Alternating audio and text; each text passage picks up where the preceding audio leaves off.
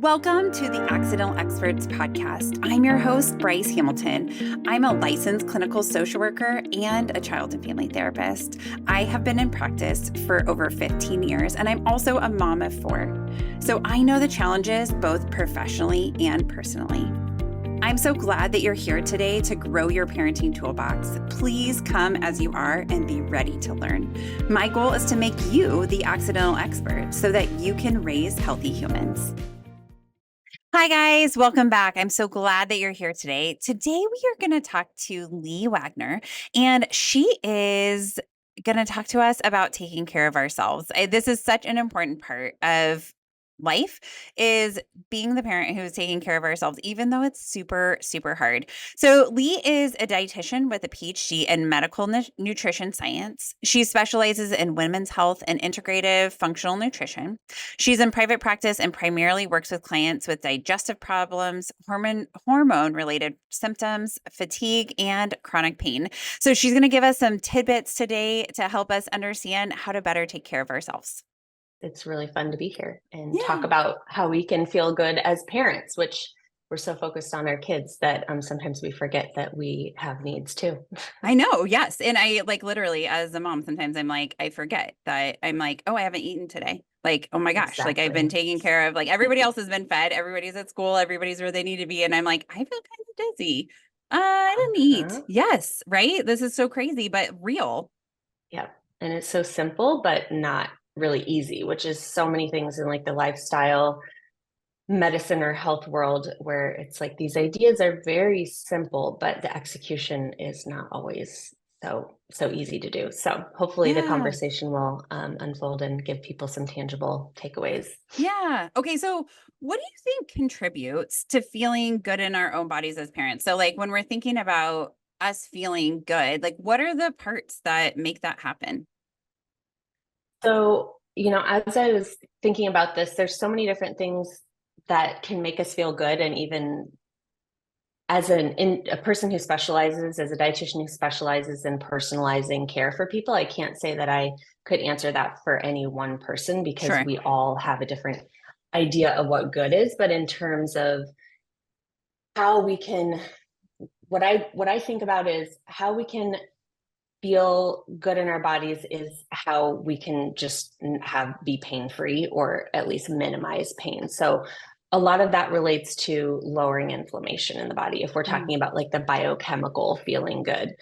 So that what we've learned about chronic inflammation is that there are a lot of contributing factors, and chronic inflammation is different than acute inflammation. I will not bore you with the specific scientific details, but mostly what we're talking about when we're talking about just general diseases, chronic diseases, is more chronic inflammation. And so food and nutrition is one of the main ways we've learned can help either promote chronic inflammation or minimize chronic inflammation. So that's one of the ways. And interestingly, sleep and stress can also contribute to inflammation.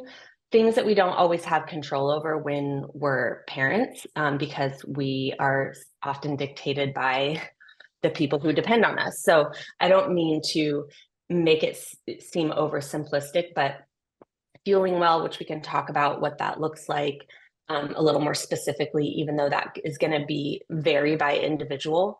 Prioritizing sleep. So I used to teach grad classes at University of Kansas Med Center. And when I would teach about inflammation and nutrition, I always taught the fact that we could have the quote unquote perfect diet, which really doesn't exist, but a healthy whole food based diet. And if we're not sleeping well, which parenting, I mean, that's just a variable we can't always control. But if we're not sleeping well, we can have inflammation independent of how healthy our other lifestyle practices are, like eating well and exercising and, all the things that we know that we're supposed to do. So even prioritizing sleep, which if that, in certain phases of parenthood means trying to go to sleep even a few minutes earlier than we otherwise would, can have a huge impact on us feeling good in our bodies. And some of us are more aware of that. That's another piece of us feeling good in our bodies is what's called interoceptive awareness, which is having an awareness of what's going on in our bodies, like our digestion, signals of hunger and fullness, knowing when we have pain or not, which seems so like, of course, but not all of us have interoceptive awareness. Not all of us are tuned into our bodies. And I think that's another really important piece of us feeling good in our bodies is that awareness, which when we're getting pulled in so many directions as parents can be really hard to do. But learning that skill, just like so many things in parenting, learning that skill in ourselves can help our kids be aware of what's going on in their bodies. So that's another piece of how I work with clients is not only eating well, because like that can be just so hard to grasp in just when we're thinking of like healthy eating, because our culture really confuses us about it because of diets. But the other piece of it is awareness in our body. And I think that contributes to us being able to feel good in our body because we know what's going on. So maybe that's something as simple as like taking a moment to check in, to be like, how am I feeling? Am I tired? Am I hungry? Am I thirsty? Right? Like to just slow down, because sometimes I think we're just like so fast. We're just like moving through things so intensely or so quickly that we don't even stop to like check in with our bodies. Yeah. And like what you said, after you've gotten all your kids where they need to be and fed and all of that, and then you're like, I feel kind of dizzy, you could interpret that as, oh, something's wrong with me. Or you could think, oh, well, I haven't eaten. Like I fed everyone else and I haven't eaten. So it could be something that simple. I mean, it always could be something else. And I try not to make everything go back to food and nutrition, even though that is my specialization. But the other side, there certainly can be more serious things, but often it's like we haven't taken care of ourselves and we just need that quick check-in. Yeah, to do that. Because I think you're right. I mean, we do take such good care of the other people that are dependent on us, which is necessary because they do depend on us. But we also have to be taking care of ourselves and having a good model of that for our kids. Of like, I don't want my daughters to grow up and then treat themselves not well. And so I'm trying always to treat myself well and talk nicely about myself and give myself compliments or be like, I'm really proud of myself for doing this, or this was really hard, but I like persevered. And my boys too, but like, you know, especially the girls, like, and when I do that where I haven't eaten, I'm like, oh, that wasn't like I need to eat. And I'll be like, oh, I feel like this, to just like notice it to my kids so that I'm like getting them to notice their body signs. There's just like so much of this that goes into parenting of like all of the pieces. And another thing, I'd say like a third thing that comes to mind when we're talking about feeling good in our bodies is when possible, trying to get ourselves out of that fight or flight sympathetic nervous system, because it doesn't just have to do with like being in fight or flight and constantly like going.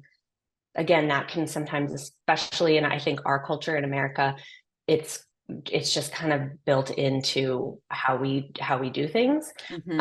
But it can also impact our digestion, because the nickname of of the sympathetic nervous system is that fight or flight. I know I don't need to explain this to you, but I bet others might be curious. And then the nickname of its complement is the parasympathetic nervous system's nickname is rest and digest. And so another problem that I find with people that I work with, parents that I work with, is that their digestion is off, which can be for so many different reasons. But one of those reasons, when it gets locked up or if it's really fast, can be that we're in the sympathetic nervous system overdrive and we're not in that state of our nervous system or supporting that state of our nervous system called the parasympathetic nervous system, that is all about resting and digesting, which means that we're getting more out of the foods that we're eating. So that's another key piece of feeling good in our bodies is, so how do we do that? Can.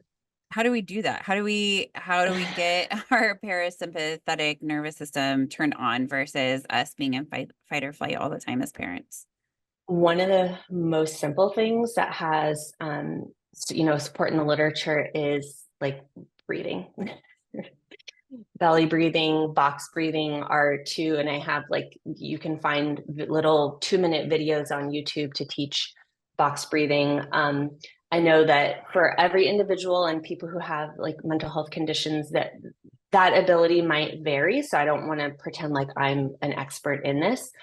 But that is one of like the most simple things we can do is slow down and take, 10 belly breaths or do 10 cycles of box breathing where we're going in, breathing in for a few seconds, let's say 4 seconds, holding it for those 4 seconds, releasing or exhaling 4 seconds and then holding, and then doing that 10 times. And you might even notice after 5 cycles of just doing that you can feel your nervous system shift. And that's something you can do when you're in the car driving. Like, it doesn't have to be something where you're like on a pillow in a quiet room. Okay, I love that idea. I'd love for anybody who can build that in, great, to like actually do some meditation or yoga. Yoga is another way that, as the part of the exercise or movement, I mean, the key of it is the breathing. So that's another way that we can do that. Anything that's going to get us on the quieter end of the spectrum, rather than like problem solving, doing, that's what's helping us shift into that parasympathetic nervous system. Yeah. And so when I pick up my kids from school and I'm sitting in the carpool line, this is when I do box breathing, and that I build it into my schedule. And I also floss my teeth then. So I'm so sorry, anybody else who is watching, but like, it's like, I'm so busy. I'm like, sometimes I don't think about that part. And so then I'm like, my dental hygienist is like, floss your teeth while you're waiting in carpool line. I was like, oh, I can totally do that.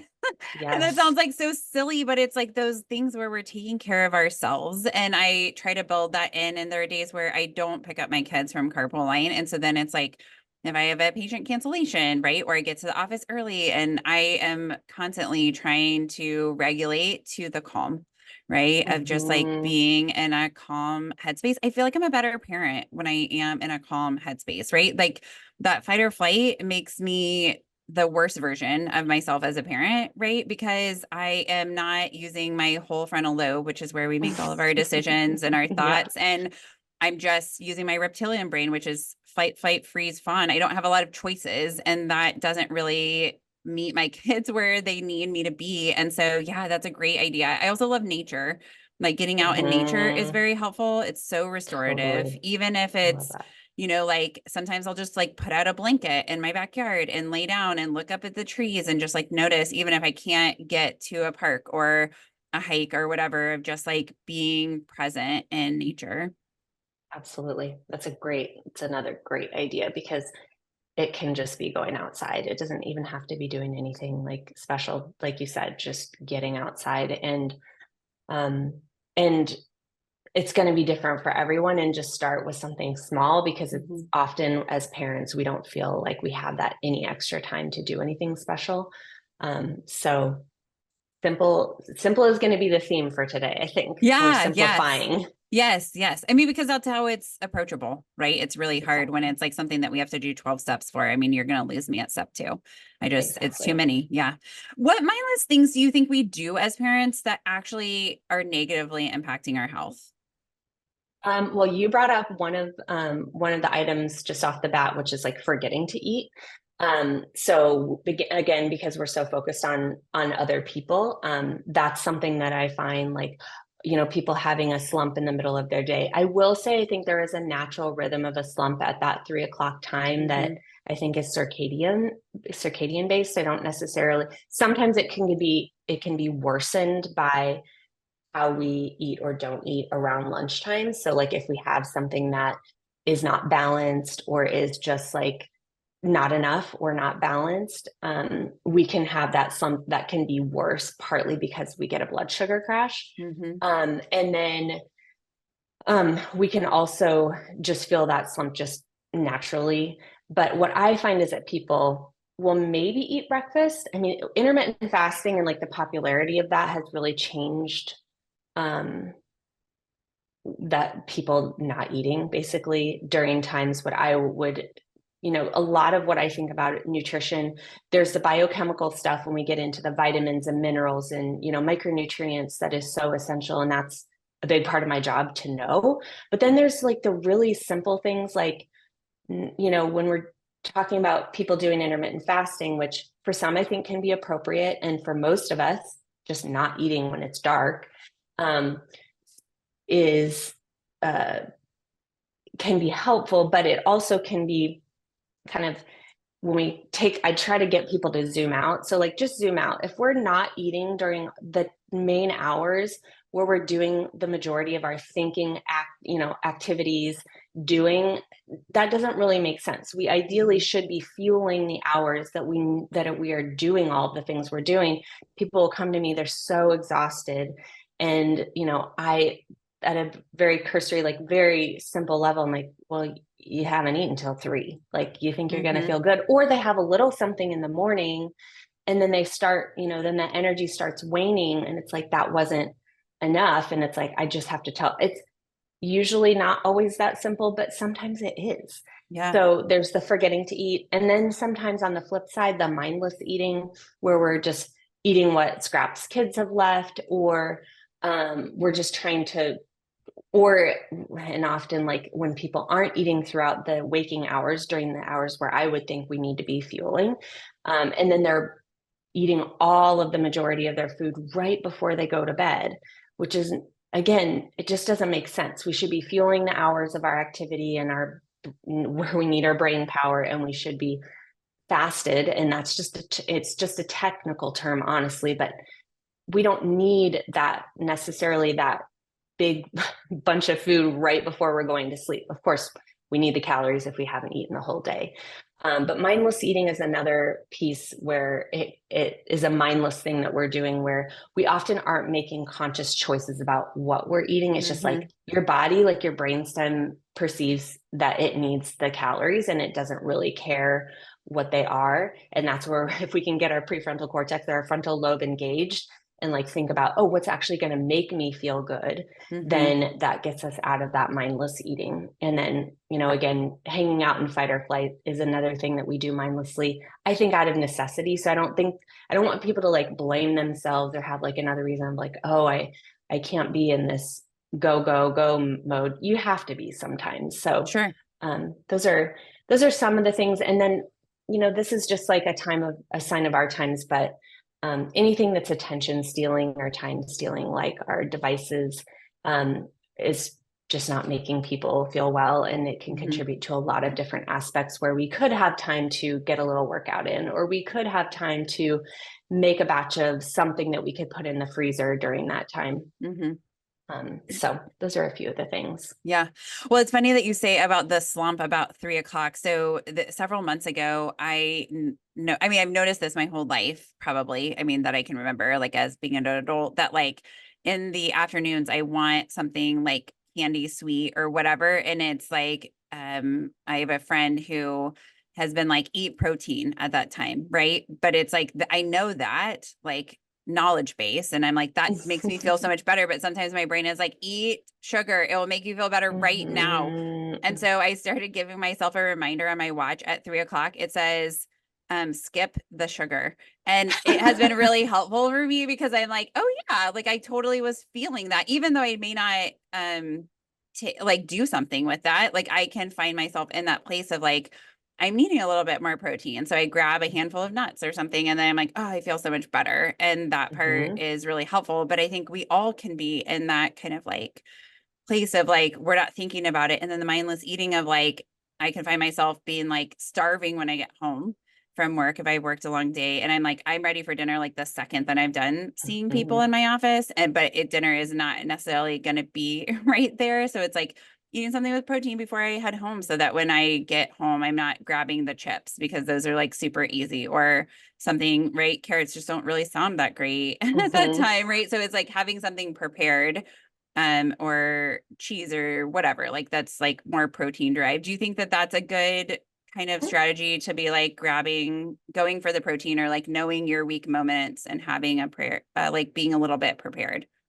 Absolutely. So something like that, like having a snack that is more balanced, and then also kind of preempting, or with, so that you're not getting to that point. Like if you know your time is 3 o'clock, having that alarm at 2:30, so that you're not even like having that negotiation at that time, or even reevaluating what your lunch is. Do you need to eat a little bit more? I mean, again, I think that natural slump is so common, and that urge to like have a little something, often sweet, or for some like a salty snack that isn't gonna like necessarily stick with you. For some too, that can be a really good time to do a walk around the block if you can, or around the building or wherever you Yeah. are. That's not always accessible, but sometimes it's not even that you're hungry. You just get a little, depending on kind of what's going on in your body, which I could get into some nerdy stuff like cortisol and that piece, but like even just as you have more interoceptive awareness, more awareness of what signals are telling you in your body, sometimes you've eaten enough and it actually was balanced, or maybe it wasn't so balanced and you're kind of on the downslide of a blood sugar crash. You could actually go out either right after you've had that meal and have a quick little walk to help support digestion, help support blood sugar regulation, kind of anticipate that you might have a crash if you don't. Or again, setting that little timer a few minutes earlier than when you usually have that urge or that energy crash, so that you can even like head it off. Yeah. That can Yeah, be because another none of us strategy. feel good when we're hangry, if that's where we're going, right? And so it's like the quick sugar gives us like a reprieve from that, but doesn't really work very long. So it's like being like, maybe it's planning our snacks like we plan our kids' snacks, right? Too, of like Exactly. being aware of that preparation. I mean, that's the part that's hard is that piece, but then it pays off, right? Like everybody, there's more harmony, right, in the household when parents are fed, kids are fed, right? Like no one's getting to the place where their blood sugar is low, because it is hard to bounce back from that.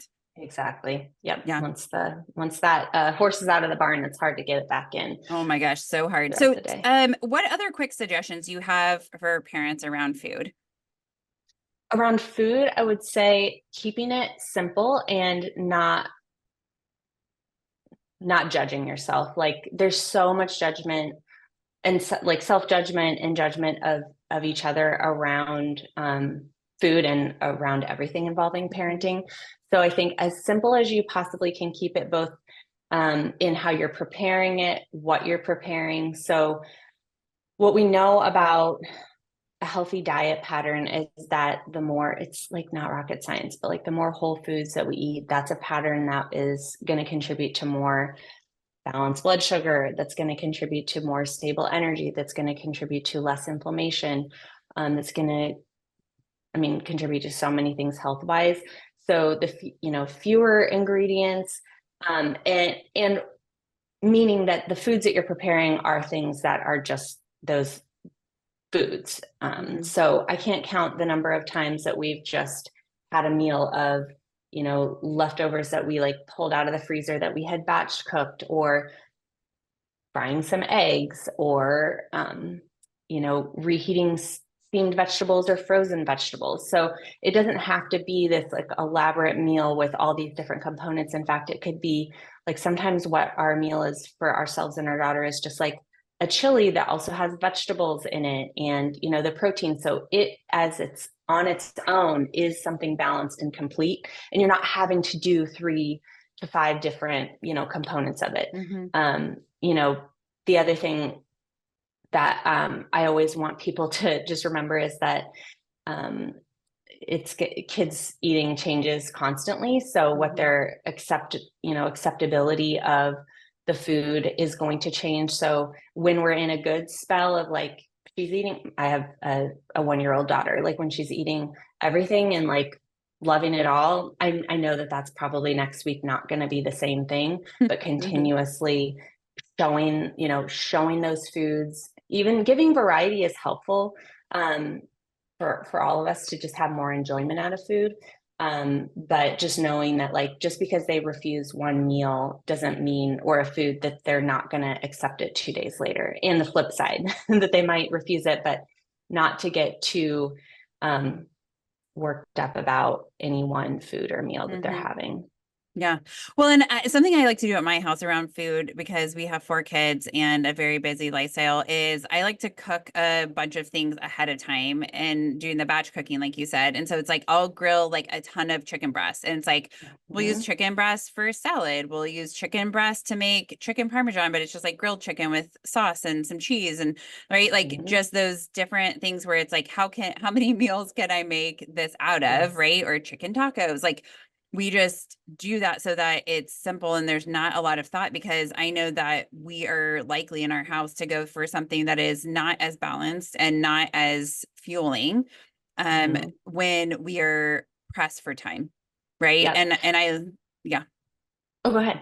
I was just gonna say, and I mean, like, I love breakfast for dinner. Like, if all else fails, like, Yes. not cereal, because cereal is like the, at least for me, is like the up and the down, but like Totally. eggs, or like bacon, or like doing that kind of thing, or a Mhm. breakfast sandwich. Like, we love those kind of things where it's like, okay, it is too much to do whatever today. We're gonna skip that and we're gonna do this instead and just have some fresh fruit. And so you said you're talking about whole foods. Will you define what that means exactly? So what I mean when I say whole foods are just the, fruits, vegetables, beans, nuts, seeds, grains, meat, poultry, fish, seafood. Like they are the ingredients that make up. It's the most complete. I kind of one physician that I worked with when I worked in a clinic at KU Med years ago would say like the food that's like closest to the sun. So like as you get food further in the scientific literature, the peer reviewed literature, it's called ultra processed food, which is the really highly processed like chips and muffins and cookies and cakes and all of that stuff, candy, soda. So that's far away from the sun. That's had a lot of processing. And I'm not against processed foods. We have processed foods in our home on a daily basis. Baby carrots are a processed food. Like there's a lot of foods that would be considered processed that are whole, healthy, and balanced. Whole foods are just the simplest form of the food. And what I say, either the sun has shined down and grown the food, or Mm-hmm. the animal, depending on if you're vegetarian or not, or the animal eats that food, and then we're eating whether it's meat, poultry, eggs, and dairy that come from those animals as well. So keeping it as that short distance. That's just what we've learned based on a lot of, well, I guess it depends on what you consider a lot of years of research, but we do have a lot of evidence in the nutrition field that whole foods are generally the ones that are contributing to lower levels of chronic inflammation, lower risk of these chronic diseases that are common: diabetes, heart disease, Mm-hmm. cancers, things like that. Yeah. Well, and when you think about, I know that there's a lot of diets, right? Like where people are pushing a certain agenda, but I think when we think about foods and where we came from as a species, right? Like we were hunting and gathering, right? So like the Mhm. things that are simpler, that's probably what our bodies are used to. We didn't have a thing like Cheetos. Those didn't Yep. exist, right? And so it's like, it's not that that's bad. It's about balance, right? I think Yep. everything in moderation is a healthy kind of concept to have. Of, you don't want to just eat blueberries. I mean, blueberries are Right. great, but if you have a whole diet of organic blueberries, I mean, You're you're missing a lot of nutrients. Yeah. yeah, it's right. You're missing out on a lot of other things. So I think it's important when we're thinking about our kids, but also ourselves, of like just balance, right? Like you have the bag of Cheetos. Okay, cool. Hmm. Do it. Yep. Right. But it's like just looking at the whole picture of maybe this week, how did we do a brown food? Like, are we getting enough protein? Are we getting enough vegetables, fruits? Like, is that a good perspective to have? Yeah. And to understand that those foods, like Cheetos is a really great example, that food scientists created for us to want to eat the whole bag and to still feel hungry, so that maybe Mm-hmm. we would buy another bag.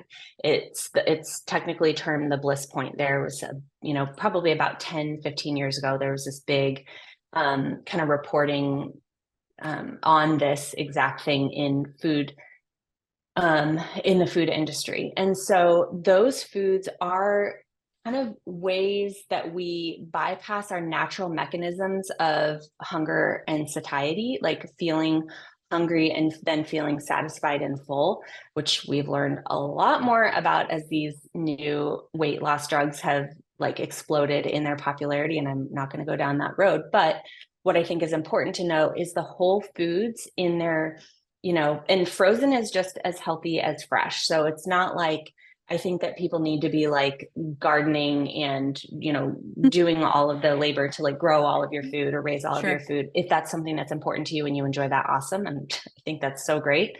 But most of us don't have or want to have the time or want to do that. But the whole foods give us this feedback of satiety. We stop eating because we feel full enough when we get enough protein, when we get enough fiber, when we have healthy fats and oils, when we have them in these whole food forms. And so then we get that natural feedback loop of, I feel hungry, I'm going to eat, I ate enough of this balanced meal, I'm going to stop eating. And then we have this rhythm throughout the day. When we eat primarily ultra processed foods, we don't get those same signaling mechanisms. We don't have that same feedback. So then we don't have as clear of signals of what's making us feel satisfied. And so that's where I think, yes, everything in moderation, and don't demonize foods. I have a real personal passion in my work to make sure to minimize risk of disordered eating and eating disorders. And I think when we do demonize certain foods or say this is toxic or this is bad, then our kids are hearing us say these things. And then they start putting value and judgment on them as well. So I don't want to demonize the processed foods. However, we have to understand that they aren't giving us that same information the way that whole foods do. Yeah.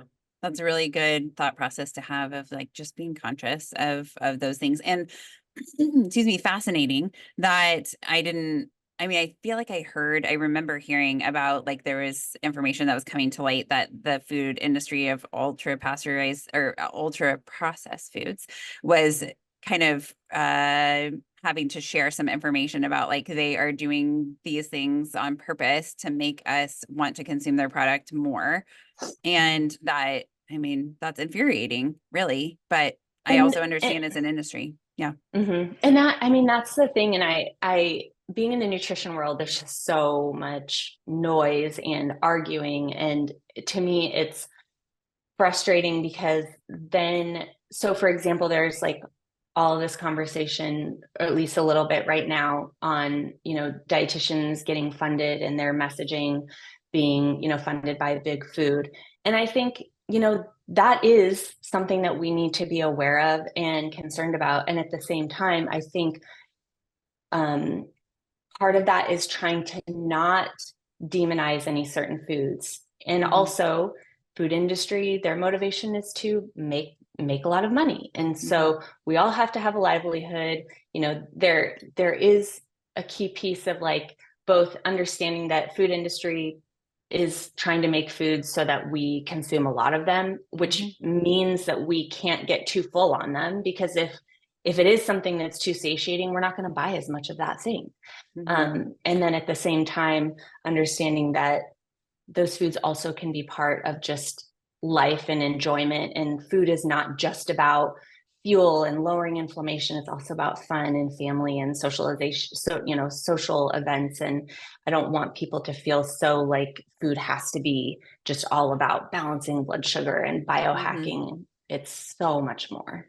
Yeah. And that's why I love family dinners, is like that meal of like sharing food. And we have a behavior at dinner where we, like, everybody gets asked questions and we go around and everybody answers them, which makes it fun. Right. And I think then we're also like pacing our eating, right? It like helps us to like slow down. Right. And so, like, it's all these kind of things where it's like, it's really fun, but also it's like creating conversation and connection, right? Which is so important. And that's what kids remember about their childhood, is connection. The toys we buy or the things we get them are not oftentimes the things that they really remember. It's the time they spent with us. And that's what they really want, which is why I love family dinner. But I also know that for every family, that's not possible every night, but just like making an effort to like sit down or have your kids help you cook, or, like just all these different ways to make food fun.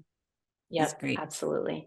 And I even like the idea, like, family dinners are so important for so many reasons, but even independent of what you're serving at the meal, to have that time to connect is so important for all of our health. So meaning it doesn't have to be a home cooked meal in order to sit down to eat together. Yeah, exactly. I love that. Yeah. So what quick suggestions do you have around physical movement? Because I think that physical movement is part of having a healthy mind, but also like it's part of digestion, right? Yeah. So certainly things that I find so helpful, if we're just talking about how we're going to support digestion, one of the simplest things we could do is just taking a little walk, or even like doing, standing. I follow a scientist. She's extremely popular, Rhonda Patrick. She has a PhD in, I think, biochemistry. And she was reporting on some recent research where just people doing like every 45 minutes, doing like 10 weights, like body weight squats, meaning like you're just doing squats as you're from standing, like you're not holding any weights, you're not going to the gym, and that helping support blood sugar and, just our metabolism. So when people talk about metabolism at its very core sense is just how we turn fuel into energy and that our bodies can use. So simple, finding something that you enjoy, finding something that you can, do consistently. And then the other thing is getting the help that you need. Like if you haven't been exercising in 10 years, or maybe you've never had a habit of physical activity, don't just go to the gym and kill yourself for a day and then hurt yourself. Work with somebody who knows how the body can and should move, or even like working with a physical therapist to assess if you do have back problems or something like that, going to a professional who can make sure that as you get going, you're doing it in a safe way. So those would be some simple things. And then taking a walk. There's no easier, I shouldn't say, for some people walking it's not easy, so I don't want to pretend like that's true, but it's accessible. You can go out, for a lot of people, you can go out your door, you can walk down the street and back, you can walk around the block, and that does a lot for blood sugar and energy as well. Yeah. I remember when I had a newborn and I was afraid to leave the house, like when our first child was born, I would run up and down the stairs, not actually like the day we were born, right? Like way after I had like been released for activity, but I was like, I don't want to like leave, but then I would like walk up and down the stairs, or like, like just those kind of things of just like getting movement, even if you can't leave your house and you have access to stairs, right? Or like sometimes where we live, it's snowing and it's not possible to like really trek with all the kids in, a foot of snow. But I think, just like those kind of things, but I love the body weight of just like you just like doing that, or like it's moving your arms, or it's like even doing like a modified jumping jack or something where you're like stepping out and putting your hands up and then right, like it's just doing one thing, right? Movement is good, but also it helps with our bowels, right? When we're talking about digestion, right? And to get the poop moving, right? We've got to have some type of movement. So if you're slow in that area, this might be a good place to also incorporate some movement to help with. Totally. That's one of the key pieces of like people whose digestion is irregular or on the slower end. People are like, well, I chug a lot of water.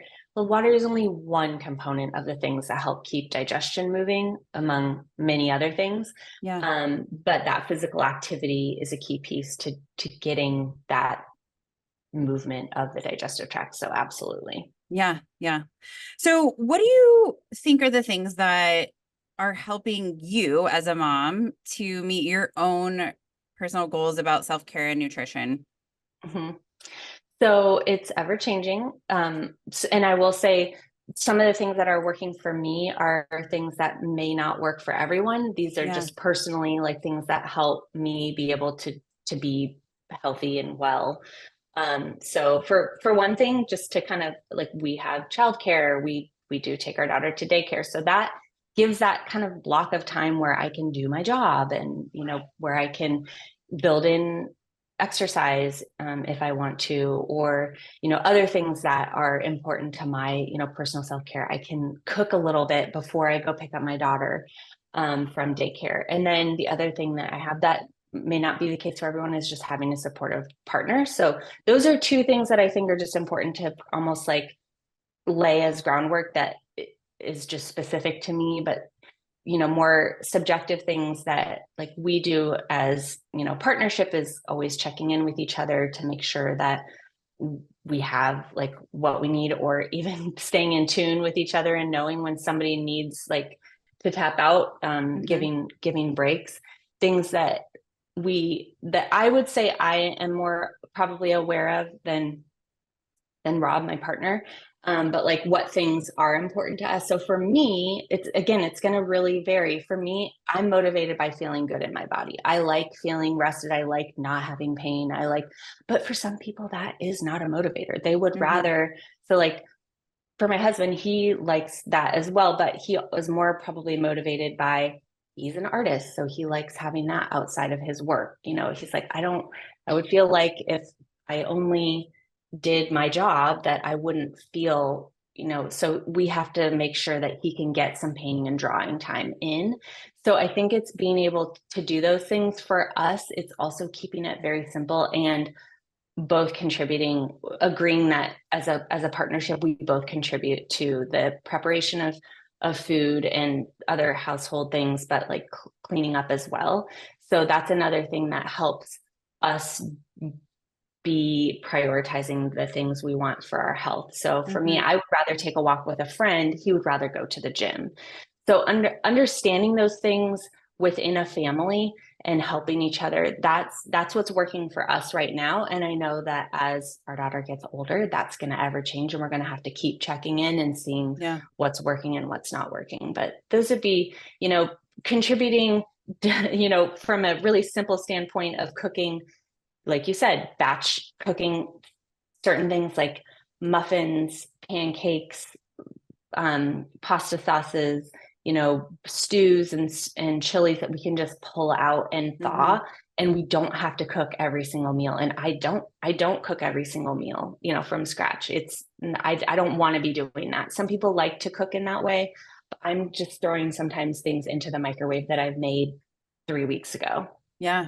Well, and I love to cook. Like it is totally a stress reliever for me, but I can't do it every night. We have 4 kids going in lots of different directions sometimes. We have like homework things or just life dynamics of like had a problem at school with some like one of the kids, right? Like we need to help solve that part. So it's like being able to give yourself the space to do that too, of like I like when we have leftovers that I'm like, oh, we're not going to get through this. Like I cooked too much. I'm like freeze it right away and then be able to like eat it later, because I don't want you to be so tired of it. And also it's like a whole new meal 2 weeks from now. So yes, I love this idea of doing things ahead of time. It's hard, but maybe it's also sitting down with who lives in your house and talking about it, right? Like communicating about this, like, hey, we want to do this. Or if you have a kid who's old enough to start cooking, incorporating them into that part of like teaching them and be like, okay, Tuesdays are your day. Like you tell me what you want to make and I'll buy all the ingredients, and to share the responsibility.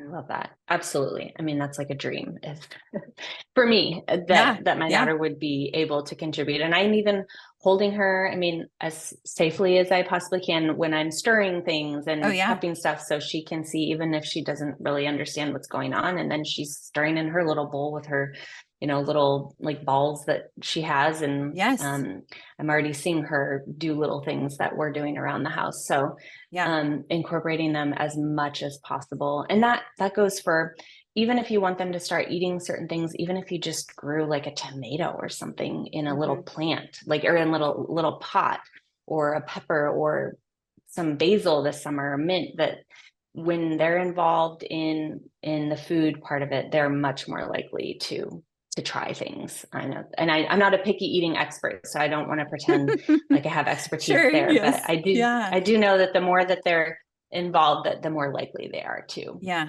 And that's how it's been for my raising of the 4 kids too, is that part. But I think, I mean, it's just, there's a lot to consider, right? And no one thing works for every single family, but just thinking about like, what are the simple things? How can you make your life a little bit easier? And the more easy we make it, the less stress we are. At least that's what I noticed for myself. And I know that when my stress level is high, then I'm not able to be my best self. And I don't like how it feels in that place. So the more that I can prepare ahead of time, it's a good model to show my kids, right? Like preparation is good. And even with my ADHD, that part is hard, but I make it a system, and then that's easier to implement. But then it seems like they're noticing that piece, right? Of doing things ahead of time, being a last minute doesn't feel good. But food, I mean, we all have to eat. And so the more that we can plan things out, the easier it is for sure. So what do you want parents to take away from this conversation that we've had? We've covered a lot of bases here and on a lot of different things. What do you want them to take away?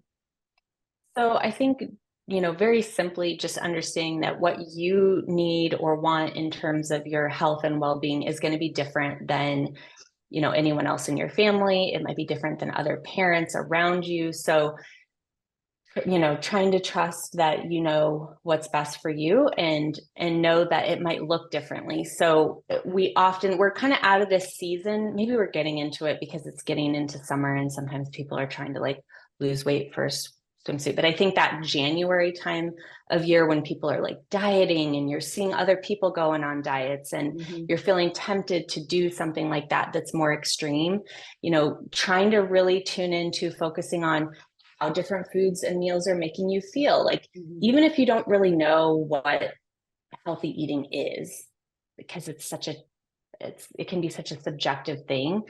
Even just paying attention to, after this meal, I feel hungry this, soon after I have this breakfast, this makes me feel hungry 30 minutes later. This breakfast makes me feel full until lunch. Like, that is helpful information for you. So kind of tuning into your own body and tuning out the noise around you is like probably one of the simplest things that you could do.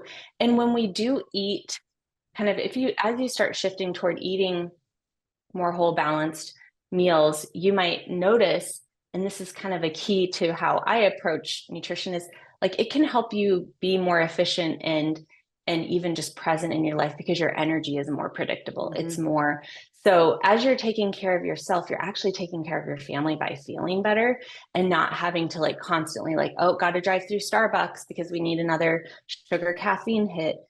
That is energy, like it is technically energy, but it's not sustainable energy. So, doing what's best for you is going to look different than other people. Don't don't get tempted by people's, diets, that especially if they seem extreme. And then two, I would say one meal is not going to make or break your health. It's not going to make or break your family's health. So again, don't get worked up if you don't have all meals whole and prepared. Even give yourself permission to go get food from somewhere that's already ready to go, that you don't feel like you have to be constantly cooking or pulling stuff out that you've made. You can eat out. One meal is not going to make or break your health. And then trying to focus on adding foods rather than what we want to take away. There's so much about like, you need to get rid of this food, you need to get rid of that food, you need to avoid this ingredient. And while maybe those things could potentially be helpful, instead focusing on the things that you can add, that you can include, that you could benefit. Let's say you have pizza for a meal, which is fine. What would make that a little bit healthier is if you just had like a box of salad that you grabbed a handful of and put whatever dressing you want, even if it's ranch, whatever. That's going to give you a little bit more, having some carrot sticks and hummus with it. So it's not like, oh, we can't have pizza because it's unhealthy. It's like, we're going to have this pizza. How can we make it a little bit better? Yeah. And more balanced. Yeah, that's a great idea. Just like looking at the simple things. And I think it's about like, I think about like if I wanted to work out today, but I didn't get to it for whatever reason, it's like, was I moving, right? Like, how can I incorporate just movement? Like, okay, I'm going to just walk around outside for a little bit. Or when the kids go to play, like I'm going to take a turn jumping on the trampoline too. Right. And it's like, they love that and laugh at me because, it's not as awesome as them jumping, but it's those little things of just like the small stuff of like, I love the idea of like thinking about adding versus taking away. Cause I think our culture is very much about like removing versus like thinking about like, I'm going to add some bell peppers to this and have those. But it's like, also just like thinking about the intuitive eating of like, what does my body really want? And I think that part is important too, of just like, I think about like, do I want a Snickers bar or do I want an apple? And it's like, sometimes I really want the Snickers bar, right? But like a lot of times if I stop, I'm like, actually, I want an apple with peanut butter. that is actually what I really want, is that, or a smoothie that I've made at my house or whatever, smoothie at the store or whatever, like that's what I want. But it's like I go for like the quickest, easiest thing sometimes. So I think just giving ourselves the permission and slowing down, right? Like just to think about, what do we need? Sometimes I'm thirsty when I think I'm hungry, and that tricks me too, right? Of like just not enough water. And that's where, practicing what you notice when you do choose the Snickers bar and seeing how you feel 30 minutes later versus when you choose the apple and peanut butter and what you feel 30 minutes later. That, even if it's not what you would perceive as like the healthy choice, just use that as an experiment. Like, notice if you've never drank, 8 glasses of water, 64 ounces of water in a day, maybe you get 24 ounces, see what it would feel like, even if you didn't get to 64, even if you had 48 ounces, even if you had a little bit more, to see what that felt like throughout the day, and not seeing it as, I have to hit this number because that's what I'm told I should. Let's just see it as, how can I experiment within what's actually doable in my life right now to see if I can feel a little bit better from it, rather than I have to go on this super extreme, I don't even want to name a diet, but a super extreme diet that, you could probably shift a million things in your life for these 3 weeks that you can follow it. But what does that really lead to, the benefits 4 long term. months down, 4 months, 4 years down the road? You're going to see that as like, it worked. People say, well, it worked when I did it, but it was under such unrealistic circumstances that did it really work? And I would argue that, of course, you can see it in my face, like, no, I don't think it worked. So again, trying to keep it simple, doable, and little things that you can, tag on over years is going to pay dividends more than something extreme that you can do for a short period of time. Yeah, exactly. Well, thank you so much for your time today. This has been so informative. I have like lots of things that I'm like mulling over in my brain of like, how can I implement those little tweaks, right, to just feel better? And I think that's the important part, is just like feeling good, whatever that our definition is for ourselves. So thanks, Leigh. Thank you so much for having me. Wow, that was a lot of really good information, Leigh. I think there's a lot of things that I'm going to be considering and thinking about. And I think when we're listening to this episode, there's a lot of information. When I listen to episodes like this, where there's just so much data given and so many things, sometimes it feels really overwhelming. So I want you to just pause for a second and think about like, what's one thing that I want to do that was talked about in this podcast? Is it drinking more water? Is it eating more fruit? Is it eating more vegetables? Is it preparing meals more ahead? Is it having a schedule for eating? Is it sitting around the table? What is it that I want to do? And then do that thing. Don't get overwhelmed by all the other stuff. That stuff doesn't matter. Just choose one thing that you feel like you can implement and then do it. And if it doesn't work, try something else, right? And if you are able to master that thing, if you drink more water, because that's the thing you choose, and you're like, okay, I'm ready for something else, come back and listen to this episode again. It doesn't all have to happen in one time. And I think being kind to ourselves is so important as we're parents, and there's a lot on our plate. So taking care of ourselves is important, but also within a way that we can like tolerate and achieve. And I think that gives us better feedback to come back and do it again and again. With that, I will say thank you so much for listening today. I know that this episode was full of lots of great information. If you like what we're doing, please rate and subscribe. Share us with your friends. Follow us on Facebook and Instagram and YouTube. And if you have suggestions for shows, please email us at accidentalexperts@gmail.com. Thank you so much for your time. Have a fantastic day. Some words from our legal team. The information presented in this podcast is not intended or implied to be a substitute for appropriate professional advice, diagnosis, or treatment. All content, including text, graphics, images, and information contained on or available through this podcast, is for general information purposes only. This podcast makes no representations and assumes no responsibility for the accuracy or information on or available through this podcast, and such information is subject to change without notice. You are encouraged to confirm any information obtained through this program with other sources and review all information regarding any condition or treatment with the appropriate professionals. What we're saying is, yes, I am a real therapist, but I'm not your therapist.